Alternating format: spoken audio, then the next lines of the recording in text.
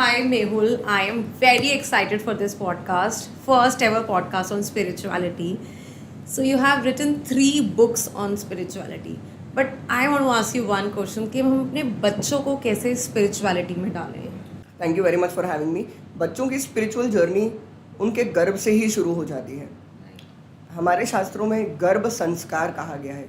गर्भ संस्कार में हर ट्राइमेस्टर में डाइट, भजन सुनना, शास्त्र अध्ययन करना, और जैसे हम कहते हैं ना कि आपको बच्चों से बात करनी चाहिए when they are in your tummy. In third trimester, after third trimester आप बच्चों से बात कर सकते हैं, दे हियर योर वर्ड्स।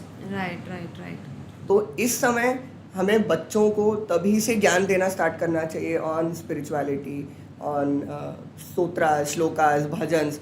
इससे उनका कॉन्शियसनेस अंदर ही अंदर गर्भ में ही डेवलप होता है। जब बच्चों का जन्म हो जाता है तो 1 साल 2 साल की एज से ही आपको बच्चों को एक्सपोज करना चाहिए बेसिक एक्टिविटीज़, जैसे शिवलिंग को अभिषेक करना, कोई स्तोत्र का पाठ करना, कोई भजन का पाठ करना, भजन सुनना।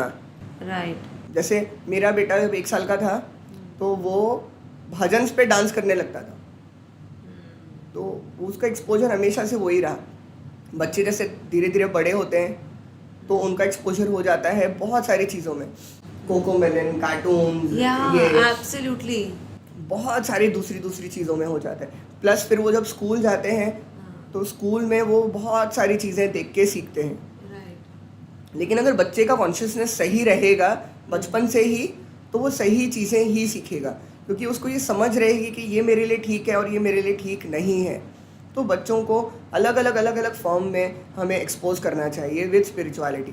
जैसे सोने के लिए हम कोई फिल्मी गाना लगा देता है, बच्चों को सुलाने के लिए कोई फिल्मी गाना लगा लेता है, कोई कुछ लगा लेता है, तो बच्चे का कॉन्शियसनेस हमेशा वो ही रहता है।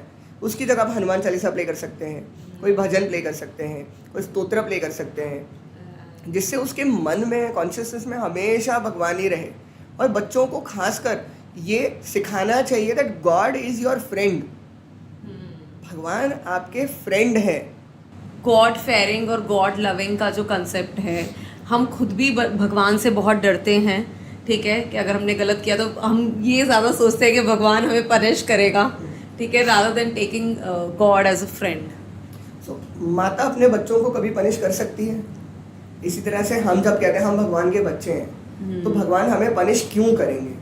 We should not be god fearing people, we should be god loving people. तो जब हम बच्चे को सिखाते हैं कि गणेशा इज योर फ्रेंड या कृष्णा इज योर फ्रेंड, उनको जो टॉयज भी हम देते हैं, सॉफ्ट टॉयज देते हैं कृष्णा के, गणेशा के, स्टोरीज बताते हैं, तो वो उसी जोन में रहते हैं, वो उसी मूड में रहते हैं। Thanks for watching. Don't forget to like, subscribe and click the bell icon to stay updated on all our new videos. See you next time.